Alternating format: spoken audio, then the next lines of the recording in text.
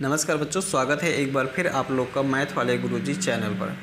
बच्चों, आज के इस वीडियो में Srinivasa Ramanujan talent search test 2024 और एलएमएस की तैयारी करने वाले सभी बच्चों के लिए ये वीडियो बेहद ही इम्पॉर्टेंट है। तो चलिए आज का ये क्लास शुरू करते हैं। देखें बच्चों, ये फर्स्ट क्वेश्चन दिया हुआ है कि 10 का स्क्वायर और 11 के स्क्वायर के बीच कितनी प्राकृतिक संख्याएँ हैं। तो देखो, जब भी इस प्रकार से क्वेश्चन आएगा कि इस तरीके से कहेगा, जैसे ये मान लो पहला क्वेश्चन है कि n स्क्वायर और n+1 के होल स्क्वायर के बीच की प्राकृतिक संख्या, तो ये होता है बच्चों 2n होता है। ठीक है, इसको ध्यान रखना है। जब भी इस टाइप का क्वेश्चन आएगा तो ऐसे लगा देना, 2n लगा देना।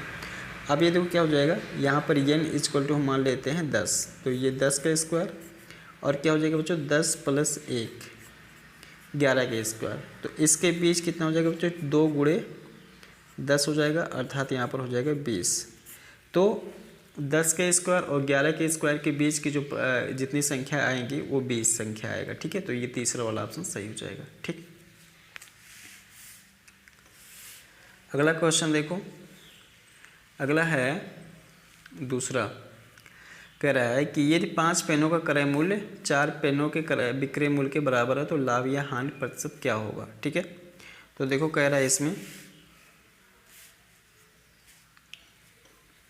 दूसरा वाला है बच्चों, यहाँ पर दूसरा है। तो हम मान लेते हैं कि माना एक पेन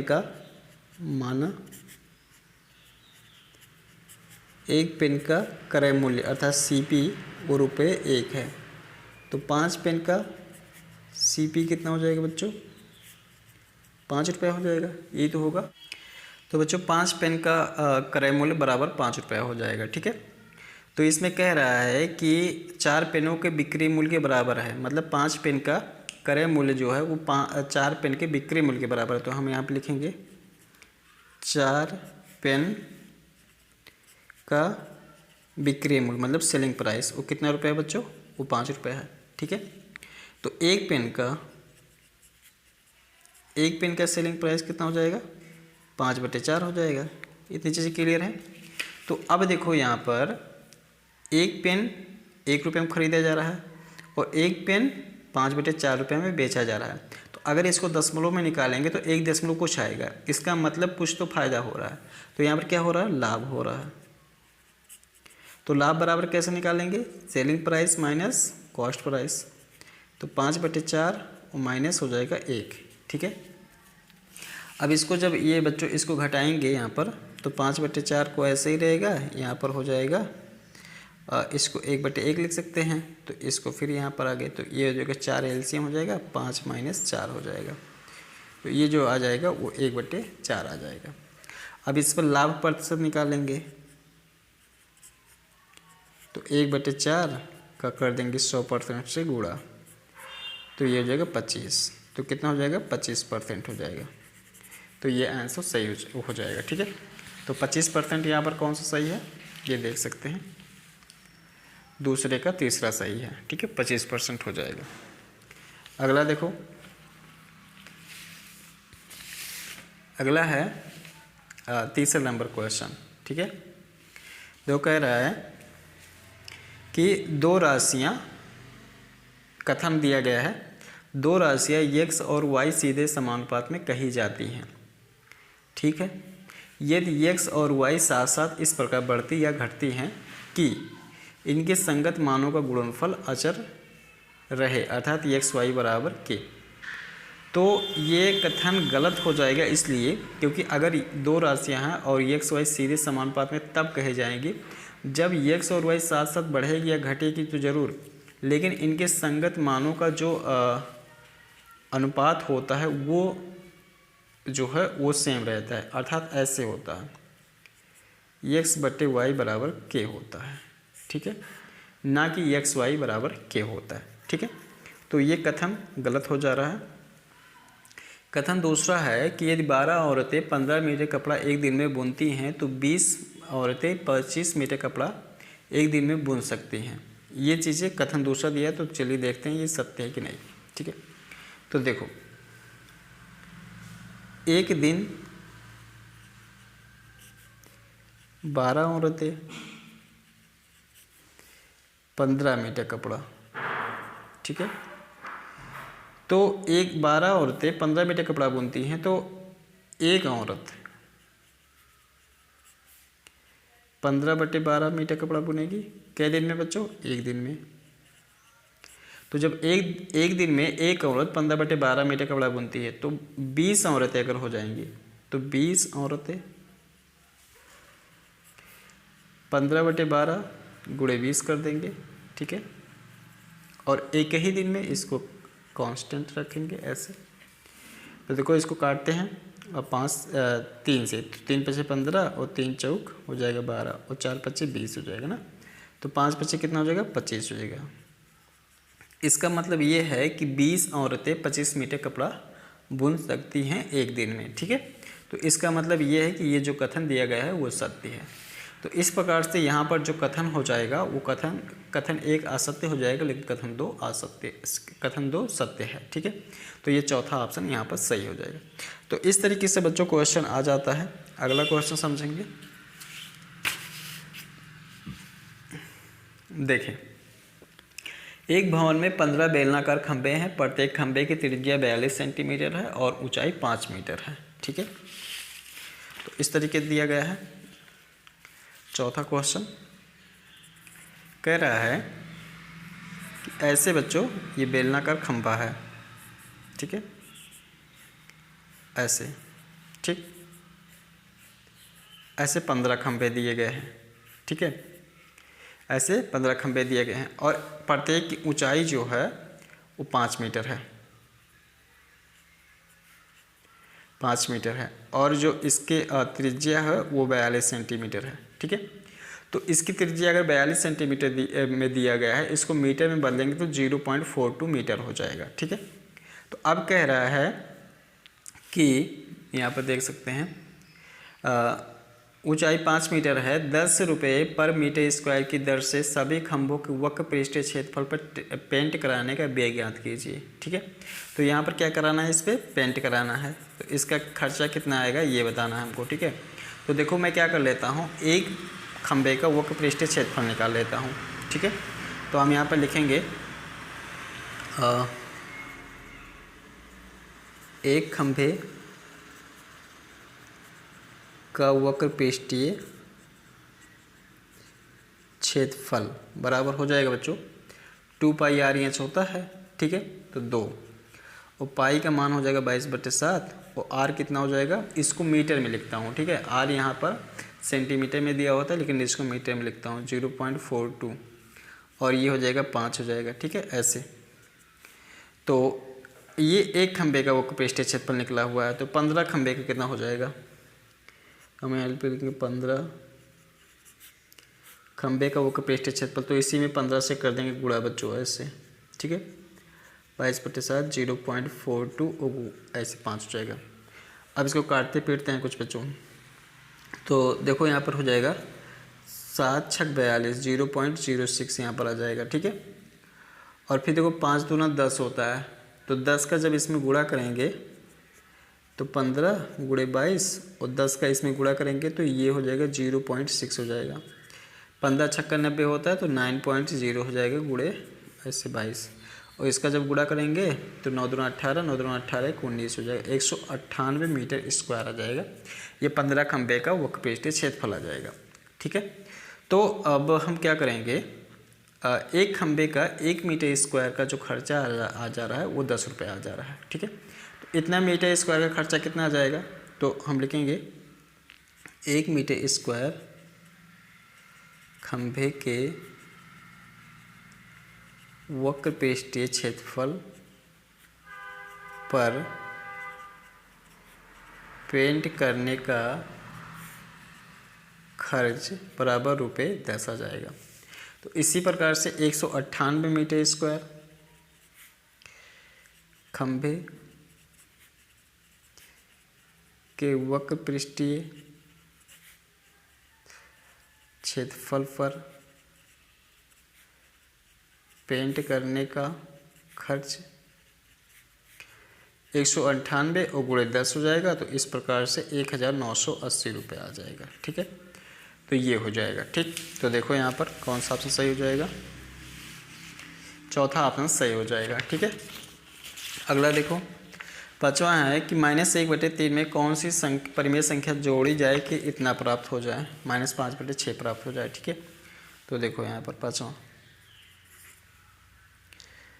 -1/3 में हम मान लेते हैं x जोड़ दिया जाए तो कितना हो जाएगा, -5/6 हो जाएगा। ठीक है, तो x इक्वल टू हो जाएगा -5/6 और प्लस हो जाएगा 1/3, तो ये हो जाएगा बच्चों 6 हो जाएगा, यहाँ पर -5 और यहाँ हो जाएगा 2।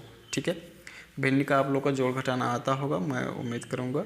-3/6, तो 3 की 3 दूना 6 हो जाएगा, तो -1/2। ठीक है, तो अर्थात ये संख्या है जिसको हम जोड़ देंगे तो ये हमें संख्या प्राप्त हो जाएगी, अर्थात यहाँ पर जो हो जाएगा -1/2, अर्थात यहाँ पर चौथा ऑप्शन सही हो जाएगा। ठीक है, अगला क्वेश्चन देखो, अगला है कि रामलाल एक समलंब चतुर्भुज के आकार का खेत खरीदना चाहता है।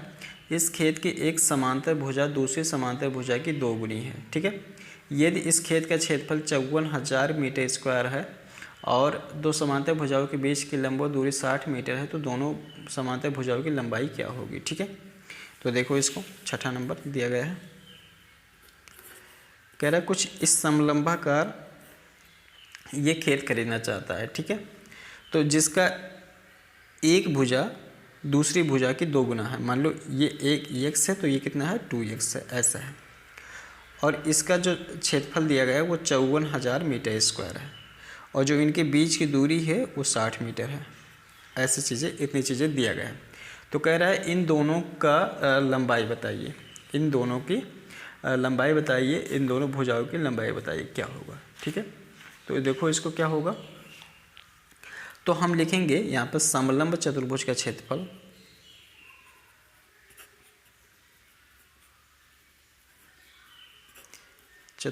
क्षेत्रफल बराबर हो जाएगा 1/2 समांतर भुजाओं का योग, समांतर भुजाओं की लंबाई का योग गुणे हो जाएगा ऊंचाई। ठीक है, तो देखो 1/2 और ये हो जाएगा x प्लस 2x और ऊंचाई जो हो जाएगा वो 60 हो जाएगा। ठीक है, और ये चीज़ दिया हुआ है यहाँ पर 54,000, ये चीज़ दिया हुआ है, तो 54,000 को ऐसे रखते हैं, ये देखो 20 दिया 60, तो ये हो जाएगा बच्चों हाँ ये हो जाएगा 2। ठीक है, 30 दूना ये 30 कटा और ये हो जाएगा 3x और गुणे 30 हो जाएगा, तो ये कितना हो जाएगा 60 हो जाएगा, 60x और 60 नहीं हो जाएगा बच्चों 90 हो जाएगा, 90x और ये हो जाएगा 54,000, तो ये 0 0 कट जाएगा और 9 छक 54 600 हो जाएगा, तो ये x इक्वल टू कितना आ जाएगा 600 आ जाएगा। ठीक है, तो ये उत्तर हो जाएगा। तो एक भुजा का यहाँ पर देखें, एक भुजा जो कितना आ गया वो 600 आ गया, तो दूसरा भुजा 2x है, अर्थात यहाँ पर इसका 2 गुना है, तो ये कितना होगा 1200 होगा। तो भुजा की लंबाई जो आ जाएगी वो कितना आ जाएगी 600 और 1200 हो जाएगा। ठीक है, मीटर में ही आएगा, तो यहाँ पर देखो कौन सा ऑप्शन सही है, 600 और 1200, ये चौथा वाला ऑप्शन सही हो जाएगा। ठीक है, अगला देखो, अगला है कि एक 4 मीटर 50 सेंटीमीटर ऊंचे पेड़ की छाया 2 मीटर 80 सेंटीमीटर लंबी है। ठीक है, तो सातवां देखें, एक है पेड़ ऐसे जो कि 4 मीटर और 50 मीटर, तो ये जो होगा 450 सेंटीमीटर। ठीक है बच्चों, ठीक है, ये कितना बन रहा है 280 सेंटीमीटर, इतना लंबा छाया बन रहा है। ठीक है, तथा समान स्थितियों में मान लो ये ऐसे है फिर ये ऐसे है। ठीक है, तो अब की बार ये जो है पेड़ जो है वो ऊंचा है, अर्थात 1350 मीटर है। ठीक है, तो इसकी लंबाई क्या होगी, इसकी लंबाई हम मान लेते हैं कि इसकी लंबाई x होगी। ठीक है, तो यह तो बच्चों समानुपात में आ जा रहा है, अनुलोम समानुपात में। ठीक है, तो देखो इसको हम क्या करेंगे, यहाँ पर हम लिख लेते हैं पेड़, यहाँ पर लिख लेते हैं छाया। ठीक है, तो पेड़ जब 450 मीटर का था तो ये छाया 280 मीटर बना, सेंटीमीटर में दिया होगा बच्चों, कोई बात नहीं। तो ये जब हो जाएगा 1350 तो ये हो जाएगा x, मतलब इसकी भी छाया बढ़ेगी। ठीक है, तो इसको ऐसे ऐसे कर लेते हैं।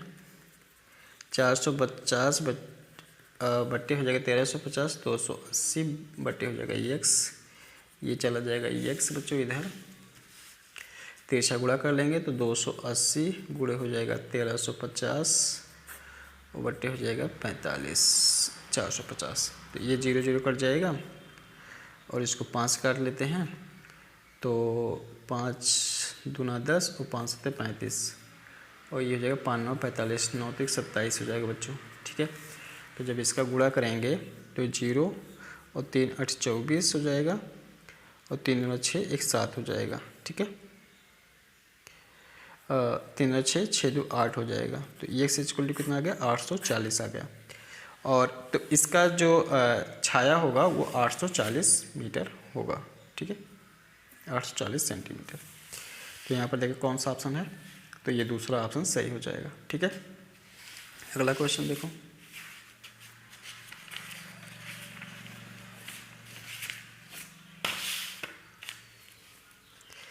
अगला 8वां नंबर में है बच्चों, देख सकते हैं। देखिए 8वां नंबर में है,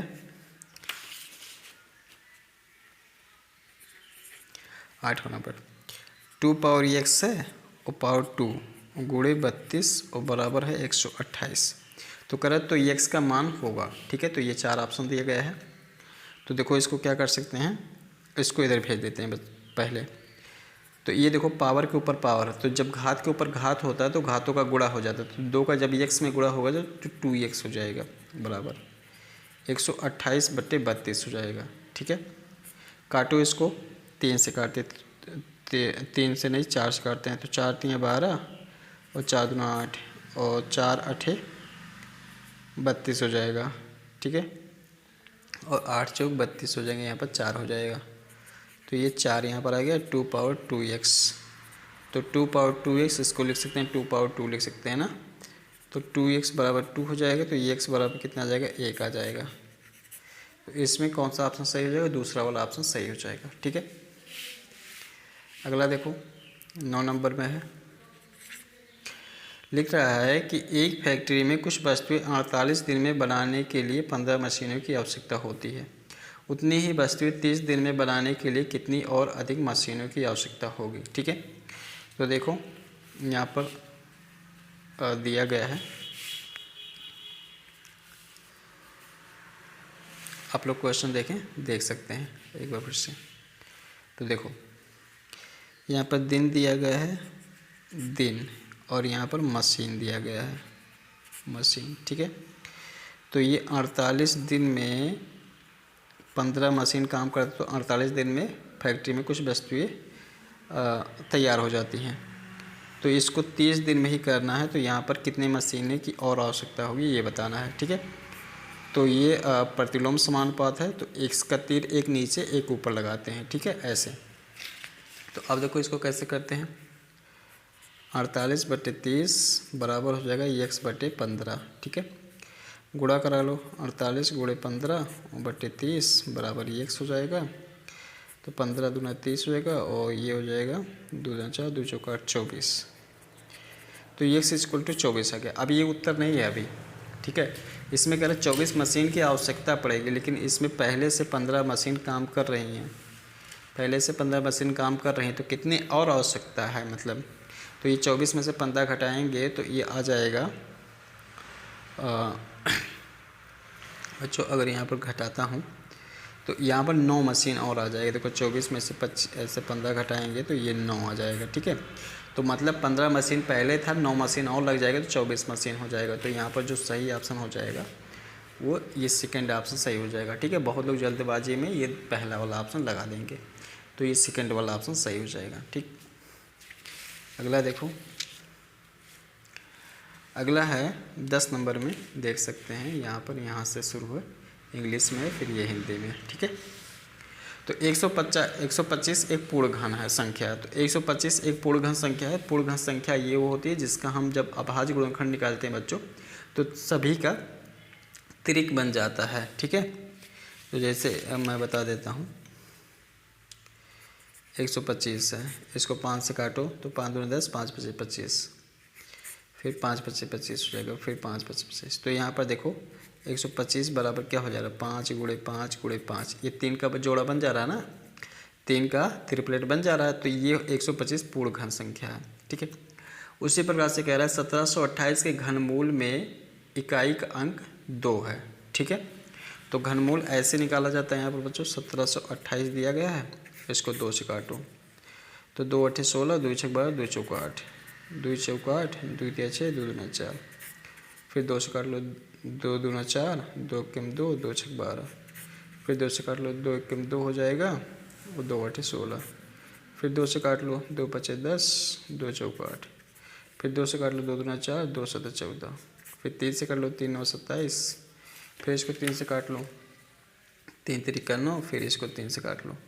तो यहाँ पर देखें ये एक बन गया, ये एक बन गया, ये एक बन गया। तो इन सभी का 2 गुणे 2 गुणे 3, तो 2 दूना 4 और 4 तिया 12 हो जाएगा। तो इसका वर्गमूल कितना आ गया, 12, घनमूल कितना आ गया, 12 आ गया।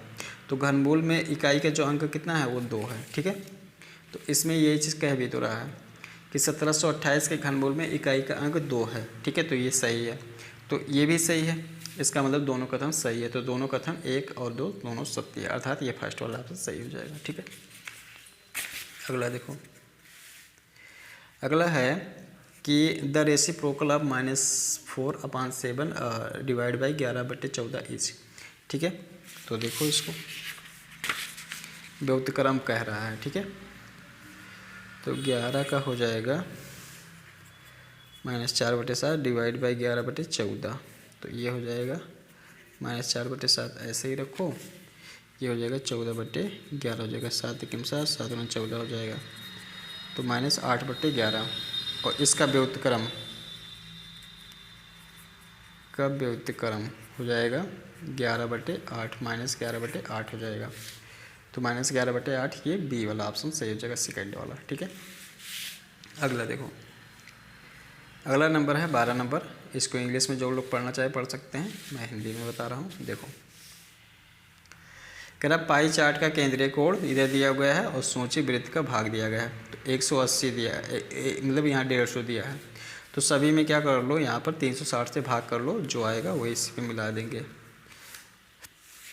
तो देखो 150 दिया गया है, ए वाला 150, 360 से भाग करेंगे, ये 0 कटा, और इसको 3 से 3 पचे 15, 3 के 3 दूना 6, 5/12, तो 5/12 पे मिल जाएगा ये, ठीक है। ए वाला दूसरे पे मिल जाएगा।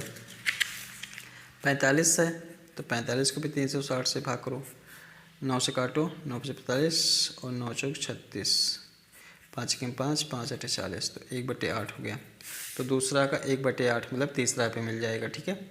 तीसरा 75, 75 को 360 से कर लो भाग, तो 5 से काटते हैं, तो 5 के 5, 5 25, 5 7 35, 5 2 10, फिर ये 5 से कटेगा 3 से, 3 पचे 15, 3 दूना 6 और 3 चौक 12 हो जाएगा, तो 5/24। तो 5/24 कहाँ पर है, ये देखिए चौथा वाला है, ठीक है। तो इस तरीके से ये इस पे मिला, फिर ये इस पे मिला, फिर ये इस पे मिला, तो यहाँ पर कौन सा ऑप्शन सही हो जा रहा है, ये फर्स्ट वाला ऑप्शन सही हो जा रहा है, ठीक है। तो इस तरीके से देख सकते हैं। अगला क्वेश्चन देखो,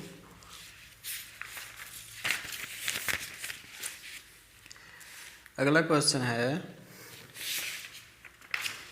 कि अनिल की माँ की वर्तमान आयु अनिल की वर्तमान आयु की 4 गुना है। 3 वर्ष बाद उन दोनों की आयु का योग 66 वर्ष होगा। अनिल और उसकी माँ की वर्तमान आयु है, ठीक है। तो इसको थोड़ा सा मतलब मैं थोड़ा फास्ट लेके चल रहा हूँ क्योंकि टाइम ज़्यादा लग जाएगा, इसलिए मैं थोड़ा फास्ट लेके चल रहा हूँ। तो बच्चे इसको ज़रूर समझेंगे, अगर नहीं समझेंगे एक बार थोड़ा रिपीट कर लेंगे तो उसको ज़रूर समझ में आ जाएगा, ठीक है। 13 नंबर में देखो क्वेश्चन हमने बता दिया, इसका आंसर बता रहा हूँ। 13 नंबर, तो हम मान लेते हैं कि माना अनिल की वर्तमान आयु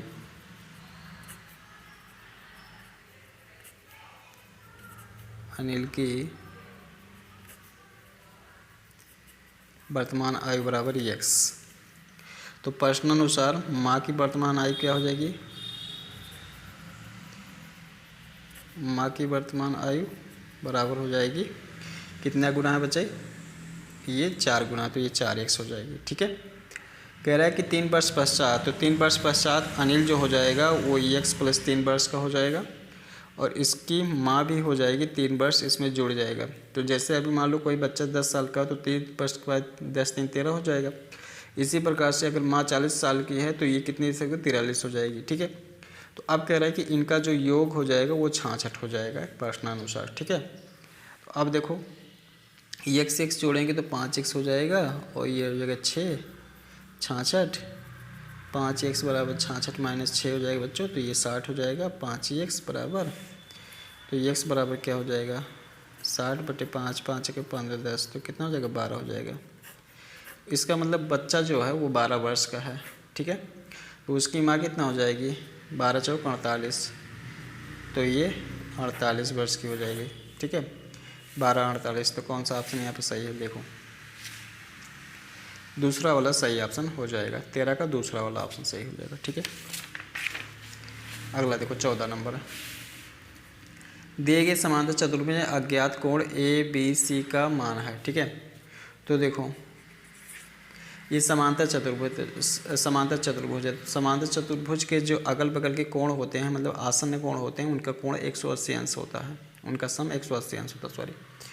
तो b + 60 बराबर कितना? 180। तो b बराबर कितना होगा? 180 - 60 हो जाएगा, तो 120 अंश हो जाएगा, तो b।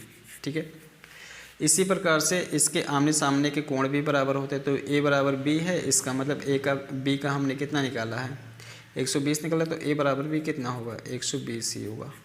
ठीक है, तो जब ये 120 ये 120 ये 60, तो इसके सामने का ये वाला कोण कितना होगा? ये भी 60 होगा ना। तो इसको जब ये वाला कोण को, ये वाला कोण 60 और प्लस c बराबर जोड़ेंगे तो 180 का है, क्योंकि ये देखो एक सीधी लाइन पे कोण बनेगा, तो इसका हो जाएगा। तो c बराबर कितना हो जाएगा? 180 - 60, तो बराबर हो जाएगा 120। तो c = कितना होगा? 120। तो यहाँ पर तीनों 120 आ जा रहा है, अर्थात ये तीसरा वाला ऑप्शन सही हो जाएगा। ठीक है, अगला देखो, अगला नंबर है, एक कार को 6 लाख रुपए में ख़रीदा गया। यदि इसके मूल्य में प्रतिवर्ष 10% वार्षिक दर से कमी हो तो कार का 2 वर्ष बाद मूल्य होगा। ठीक है, तो ये क्या हो जा रहा है बच्चों? कमी हो रहा है। ठीक है, तो जब कमी होता है तो उसके लिए देखो क्या करते हैं हम लोग। तो यहाँ पर 15 में दिया गया है, मूलधन जो दिया गया है वो दिया गया है 6 लाख रुपया। ठीक है, और जो रेट है वो है 10%, उसके बाद टाइम जो है वो है 2 वर्ष। ठीक है, तो इसका 2 वर्ष बाद क्या होगा? a बराबर p। देखो जब चक्रवृद्धि ब्याज निकालते हैं तो जब उसका मिश्र धन निकालते हैं तो इसको ऐसे निकालते हैं, 1 + r/100 पावर n निकालते हैं। यहाँ पर n का मतलब हो जाए समय ही है, तो कहीं कहीं n भी लिखा जाता है, लेकिन इसमें घट रहा है तो यहाँ पर माइनस हो जाता है, बस यही चिन्ह बदल जाता है और कुछ नहीं होता है। बाकी इसी फार्मूले पे ही रख के लगाएंगे तो आ जाएगा 1 - r 10/100, और ये हो जाएगा 2। ठीक है, ये देखो ये कट गया ना बच्चों, तो 6 लाख को ऐसे रहने दो। ठीक है, इसको देखो 10 यहाँ पर हो जाएगा 10 - 1, तो ये हो जाएगा 9/10 ना बच्चों, तो 9/10 ये हो गया। ये देखो 0 0 कटा, ये कट जाएगा। ठीक है, तो यहाँ बचेगा 6000 और गुणे 9 9 81, तो ये हो जाएगा 0 0 0 6 और 8 6 48, अर्थात 4,86,000 हो जाएगा। तो 4,86,000 कौन सा है बच्चों? यहाँ पर ऑप्शन सही देख सकते हैं, तीसरा नंबर सही है, 4,86,000। ठीक है, तो ये चीज़ें हो जाएगा। अगला क्वेश्चन देखो, अगला क्वेश्चन आसानी से आप लोग बता पाएंगे। 15 फाइंड द वैल्यू a 5 1 5। तो देखो यहाँ 3 लिखा हुआ है, इसका मतलब a बराबर कितना होगा? 8 होगा। 8 5 13, 8 1 9 1 10 हो जाएगा, 5 1 6 7 हो जाएगा। तो ये तीसरा वाला ऑप्शन सही हो जाएगा। ठीक है, इसमें कुछ कहने का आवश्यकता नहीं है। 17 नंबर देखो, कह रहा है कि एक आयत की लंबाई चौड़ाई से 14 सेंटीमीटर अधिक है। ठीक है, तो 17 नंबर देखिए, एक इस टाइप का आयत है, ठीक है। कह रहा है कि एक आयत की लंबाई चौड़ाई से 14, तो ये मान लो x है, तो ये कितना हो जाएगा, x + 14 हो जाएगी। यदि आयत का परिमाप, ठीक है, तो जब ये x + 14 तो ये भी x + 14 होगा, ये भी x + 14 होगा। तो आयत का परिमाप मतलब सभी को जोड़ लेते हैं, तो x + x, x + 14 और x + 14 बराबर हो जाएगा 188, ठीक है। x मतलब 4x + 28 हो जाएगा 188। 4x बराबर 188 - 28, तो ये हो जाएगा 0 और ये हो जाएगा 6, 160। 4x, तो x बराबर क्या हो जाएगा, 160/4, 4 चौक 16, 40 हो जाएगा, ठीक है। तो x बराबर 40 हो गया। तो जब ये 40 है तो ये कितना होगा, ठीक है, ये कितना आ गया, 40 आ गया। और 40 में 14 जोड़ेंगे तो कितना हो जाएगा, 40 और 14 तो 54 हो जाएगा। तो 40 और 54 हो जाएगा, कितना आ गया, 40 और 54, चौड़ाई 40 और लंबाई 54 हो जाएगा, ठीक है। तो देखो लंबाई यहाँ पर दिया गया है, लंबाई और चौड़ाई, ठीक है। तो ये 54 40 हो जाएगा, ठीक है। तो ये सही हो गया। 18 नंबर देखो, 18 नंबर कह रहा है दी गई त्रिविमीय आकृति में फलकों की संख्या है। तो फलक कितने हो जाएंगे यहाँ पर, एक ऊपर एक नीचे, 2 3 4 5 6। तो इसको जब गिनोगे तो 6 फलक आ जाएगा, अर्थात ये सेकंड वाला ऑप्शन सही हो जाएगा, ठीक है। 19 नंबर में देखो, एक पासे को यादृच्छिक रूप से फेंकने पर आभाज्य संख्या प्राप्त होने की प्रायिकता क्या है। तो 19 नंबर का देखो यहाँ पर, अगर कोई पासा यहाँ पर इस टाइप का पासा है, ठीक है, ऐसे यहाँ पर 1 बना हुआ है, यहाँ पर 2 बना हुआ है, ठीक है, यहाँ पर 3 बना हुआ है, ऐसे, ठीक है। ऐसे 6 बना नहीं रहता है। ये मान लो जो लूडो खेलते हैं, लूडो वाला गोटी जो होता है, तो यहाँ पर आ क्या सकता है, कुल संभावना कितना है, या तो 1 आए, 2 आए, 3 आए, 4 आए, 5 आए, 6, ये आ सकता है, ठीक है। लेकिन इसमें अभाज्य संख्या आने की प्रायिकता क्या है, अभाज्य संख्या, तो इसमें अभाज्य संख्या 2 हो जाएगा, 3 हो जाएगा, 5 हो जाएगा, ठीक है। तो अभाज्य संख्या आने की प्रायिकता, प्रोबेबिलिटी ऑफ अभाज्य संख्या,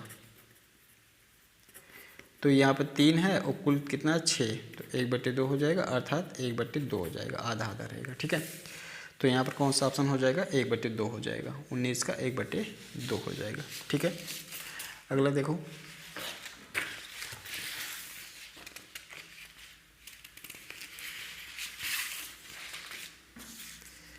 अगला 20 नंबर है।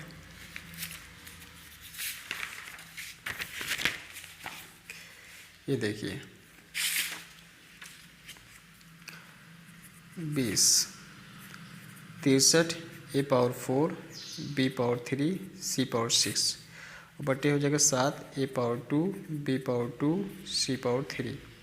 तो 7 9 63, A⁴ कटा, यहाँ पर 2 पावर कटा, 2 बचा, 2 पावर कटा, 1 बचेगा खाली, C⁴ कटेगा, तो यहाँ बचेगा 9 और A⁴ और B और C⁴, ये चीज़ें हो जाएगा। तो 9 A² B C³, ठीक है। तो ये तीसरा ऑप्शन सही हो जाएगा, ठीक। अगला देखो 21 है, चलो हिंदी समझाते हैं आपको। देखो दिया गया है, नीचे 2 कथन दिए गए हैं, एक अभिकथन ए के रूप में लिखे तो दूसरा उसके कारण के रूप में। तो ए बराबर इतना दिया गया है, ठीक है, A 2/3 माइनस, फिर यहाँ ब्रैकेट लगाए -4/5, फिर -1/2, डज नॉट इक्वल टू 2/3, फिर माइनस लगाया गया है, उसके बाद फिर इसको लिखा गया, फिर इसको लिखा गया। तो ये कह रहा है कि व्यवकलन में साहचर्य नहीं है। तो व्यवकलन में साहचर्य नहीं होता, अर्थात घटाने में साहचर्य नहीं होता है। तो यहाँ पर इसका मतलब ए और आर दोनों सत्य है और आर ए की सही व्याख्या है, मतलब ए वाला फर्स्ट वाला सही हो जाएगा, ठीक है। अगला देखो 22 नंबर में देखो, कह रहा है कि आकृति देखकर बिंदु 3,2 के लिए उपयुक्त घोतक अक्षर चुनिए, ठीक है। तो रिप्रेजेंट करिए। तो बी वाला देखो, तो बी वाला यहाँ पर पहले एक्स अक्ष का लिखा जाता है, फिर वाई अक्ष का लिखा जाता है। तो 0 से एक्स अक्ष की दूरी 3 है, ठीक है, तो 3 पहले आ जाएगा। और यहाँ पर यहाँ से जो वाई अक्ष की जो दूरी है वो 2 है, तो 3,2 आ जाएगा। तो 3,2 ये बी वाला बता रहा है, ठीक है। तो ये सही हो जाएगा, ठीक। अगला देखो 23 नंबर में वर्ग अंतराल में ऊपरी वर्ग सीमा और निम्न वर्ग की सीमा का अंतर क्या कहलाता है? तो ये वर्ग अंतराल का माप कहलाता है, तो ये वाला सही हो जाएगा। 24 नंबर में देखिए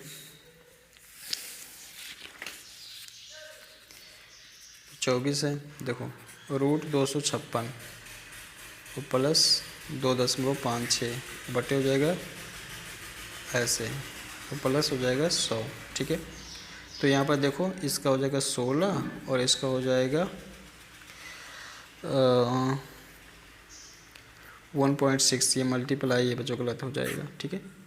ये हो जाएगा 0.8 और ये हो जाएगा 10, तो ये हो जाएगा, इसको जब जोड़ेंगे तो ये हो जाएगा 17.6 और ये हो जाएगा बच्चों 8, तो 8 दूना 16 और 10.2 8 दूना 16 2.2 आ जाएगा। तो यहाँ पर तीसरा वाला ऑप्शन सही हो जाएगा, ठीक है।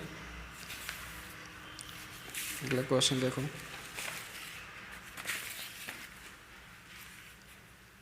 अगला है बच्चों यहाँ पर 25 नंबर में। देखो कह रहा है कि निम्न कथनों में से सत्य कथन छांटिए। वर्ग के विकर्ण बराबर होते हैं, सही है। आयत के विकर्ण परस्पर लंब होते हैं, तो ये लंब नहीं होते, गलत है। समचतुर्भुज के विकर्ण परस्पर बराबर लंब होते हैं, सही है। समांतर चतुर्भुज के विकर्ण एक दूसरे को समद्विभाजित करते हैं, ये भी सही है। समचतुर्भुज के विकर्ण बराबर होते हैं, ये गलत है। तो यहाँ पर कौन सा ए सी डी कौन सा है? ये वाला सही है, ठीक है, ये वाला सही हो जाएगा।